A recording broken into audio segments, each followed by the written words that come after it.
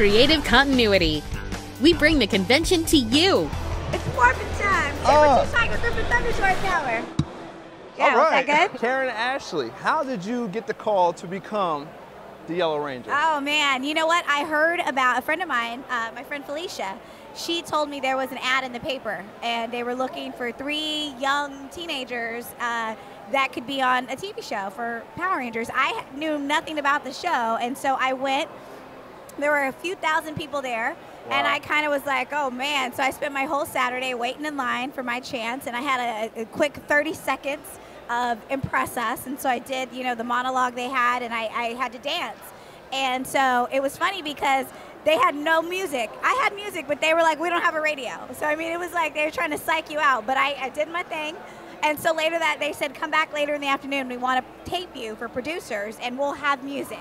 I was like, okay, cool. So I came back, I did my thing again, and literally 3 days later, I got a phone call saying, can you come to LA? We'd like to fly you out to audition. Wow. And I was like, yeah. And they're like, we're flying you tomorrow. And I was like, okay. And so we went, we flew in, and literally the thousands, we found out that they were searching all over the country, New York, Atlanta, Orlando, wow. Dallas, everywhere. Wow. Yeah. And we, now it's about 15 people. And so we auditioned all day. And that afternoon, they put us all in a room, and they were like, you, and you got the part. And we lost our minds. You did all the acting choreograph? You were your own stunt person? No. I was very blessed. We were all blessed. The thing with Power Rangers is we, you know, it came on every day. So we were always up against the clock as far as not having enough episodes turned into Fox. So we literally had 2 crews. There was a first unit crew that shot us.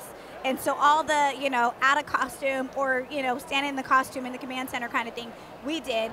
And then there was a separate crew shooting all day long that were the stunt team. And so they did, you know, my stunt doubles made me look really good. But back then we got to have, we had civilian fights.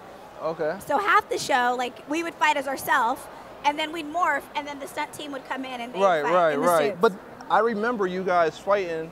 Yeah. As ourselves. Right. Yeah. Any injuries? Any like a putty ever like sneak you? No, but I kicked a few putties in the head, and there was injuries on, like, I'd miss my cue, and oops, sorry. So wow. No, for the most part, we were everybody would take it really seriously, and we would work really hard to make sure nobody got hurt. There was a remake. I'm sure you may have seen on YouTube. Yeah. And very gritty. Yeah. It was shot very well. I got to give credit where it was amazing. All right. I honestly liked it. It's funny because people always go, oh, I don't know if you want to answer. I'm happy to answer the question. I thought it was amazing.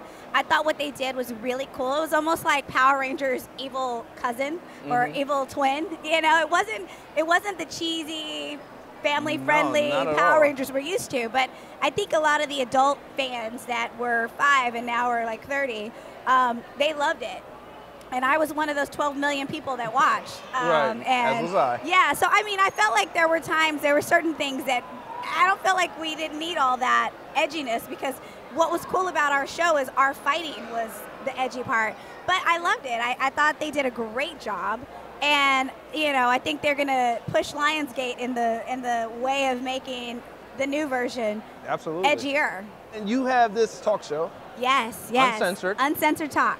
How did that come about? You know what's funny is I was traveling from city to city doing all these conventions, and I was like, man, that person's so cool, and that person's so cool, and oh my God, that's an icon. Like, I'm like the fans. I meet people that I've looked up to, and I kept going, somebody should be talking to them. And I was like, why aren't you talking to them? And I was at the time doing a radio show called Uncensored Radio, and so I was going to leave the radio show, and I said, you know what? This is the perfect opportunity for me to leave and kind of transition into Uncensored Talk. And it's really become a cool thing, because the reality is we hang out, we get to meet all these, you know, other celebrities that are amazing people, and we get to hang out with them, you know, for a weekend, and we become really good friends. You see people over and over, and they are a little more uncensored when they sit down with me, because they feel like, oh, you're one of our peers. And so I ask them crazy questions, and we have fun, and it really, I wanted it to be a situation where the guy in wherever who can't come to a convention actually gets to have a little bit of a convention. They get to be kind of a part of it. They see us walking around, they see the things that we do. I've talked to a lot of Rangers, and the fans really enjoy it because they kind of get a different side of, you know, they see this hero and they have this idea of who we were, but then they actually get to meet us, and they, you know, it works out. Right. Here at Power Morphicon, I am in Orlando, Florida, at Ranger Stop. I'm at Rhode Any thoughts Island in Comic-Con. like a big Power Ranger reunion?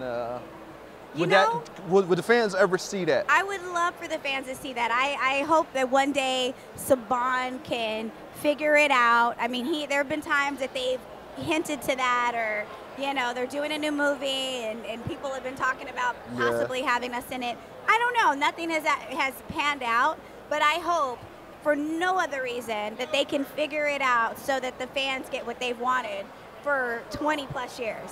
Right. I mean, there isn't a weekend that I'm not in a different city that someone doesn't come up and go, can we just get the band back? Can we see the OGs? Right, there we go. The OG Mighty Morphin cast together. Can we make it happen? I'm trying. So who knows? Morphin time. All right, Harold Peace out, Gant, people. signing off for Karan Ashley.